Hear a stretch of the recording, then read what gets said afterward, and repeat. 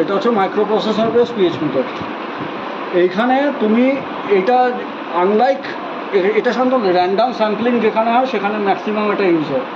Random sampling যেখানে হয় testing, এখানে তোমাকে তো যখনই তুমি মেশিন অন করবে দেখবে এটা মডেল আর এটা ডিসপ্লে দিয়েছে, ব্র্যান্ড আর মডেলের ডিসপ্লেটা চলে এসছে। এবার তুমি কি মেজার করতে চাইছো? দেখো পিএইচ, ক্যাল, প্রিন্ট এতগুলো আছে। আমি ফার্স্টে পিএইচটা নেব। ওকে, পিএইচটা নেওয়ার সাথে সাথে ও বললো পুট সলিউশন। এবার সলিউশন বলতে আমি প্রথমে দেবো কি বাফার সলিউশনের কথাও বলছি। তো যে কোনো একটা স্ট্যান্ডার্ড বাফার আমি নেব। এখানে দেখো পেছনে এই যে তোমার ইলেকট্রোডগুলো সেট করতে হবে তোমাকে টেম্পারেচার প্রোবের জন্য এটা, আর এখানে ডাবল জাংশন ইলেকট্রোড আছে, ঠিক আছে? এই দুটো সেট করে এইটা হচ্ছে ইলেকট্রোডটা, ঠিক আছে? এই ইলেকট্রোডটাকে যে কোনো একটা নোন স্যাম্পেল বাফার, সেই নোন বাফারে এটাকে আমাকে ডিপ করতে হবে। সাপোজ আমার ফার্স্ট একটা হচ্ছে 7, ওকে? তো ফার্স্টে আমি এটা 7-এ ডিপ করলাম, ওকে? করার পর এন্টার, পুট সলিউশনের পর এন্টার, বিজি। একটা কাউন্টডাউন টাইমিং চলছে, এইটা হবে, এই টাইমটা ও নিচ্ছে ক্যালিব্রেশনের জন্য।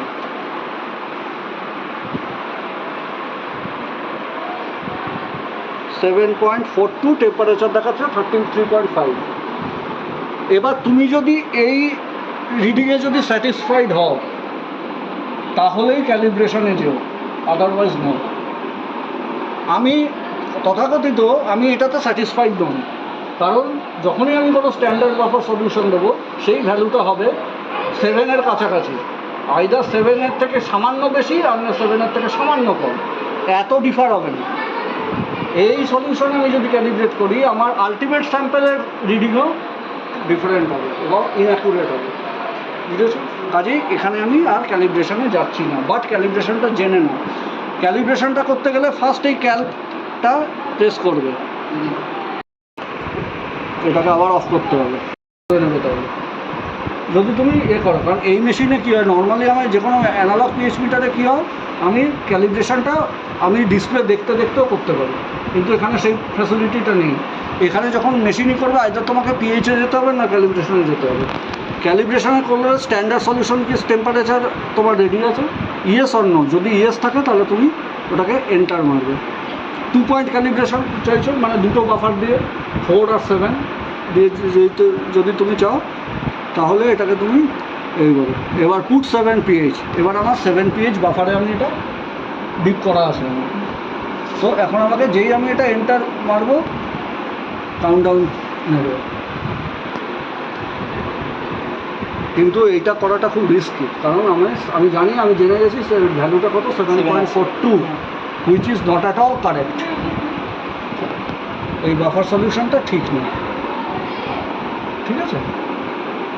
তো এইটা হওয়ার পর ও তোমাকে দেখিয়ে দেবে ক্যালিব্রেশনটা 7-এ এসে গেছে, ঠিক আছে? তো এরকম করে আবার 4টা করবে, ঠিক আছে? তারপর যা স্যাম্পল দেবে সেই স্যাম্পলটা রিডিংই হবে তার ব্যাপার। এই হচ্ছে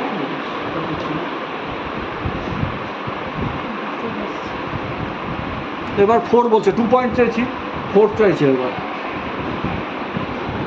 সবসময় তাকে ডিপ করে নেবে ওয়াটারে করে, সাপোজ এটা 4 আছে, ওকে?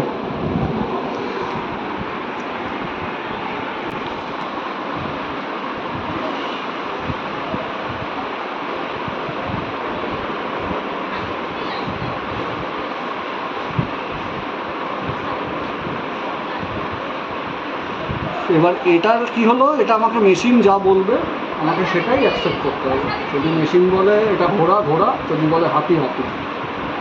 এবার হাতি দেখিয়েও যদি তুমি বলো যে না এটা ঘোড়া, তাহলে সেটা মেশিনের ব্যাপার, আমি কিছু জানি না, ঠিক আছে? কাজে তোমার কন্ট্রোলে এগুলো কিচ্ছু নেই, যা মেশিন বলবে সেটাই মানবে। ক্যালিব্রেশন ওভার হয়ে গেছে। ক্যালিব্রেশন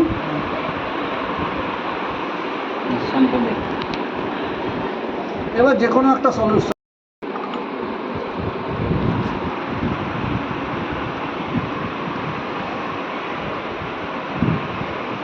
পিএইচ দিয়ে সলিউশন দেখো কি দে, এবার যেটা দেবে সেটা মনে।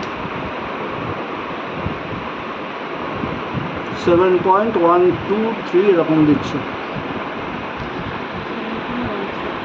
এটা একটু টাইম নেবে, যখনই মেশিন চালাবে 15 থেকে 20 মিনিট ওয়ার্ম আপ দেবে যে কোনো মেশিনকে, তখন সেটা একটু স্ট্যান্ডার্ডাইজ মোডে আসবে, তারপর কোনো দেখো এই ফ্লাকচুয়েশনগুলো বেশি হবে। বন্ধ করবো কেমন এবার? বন্ধ করলো কি, এরপরে যদি আরও কোনো স্যাম্পল তাকে পুট করবে, করতে করতে যখন শেষ হয়ে যাবে পেছন দিয়ে অফ করবে আবার কি। আর বন্ধ করে কোনো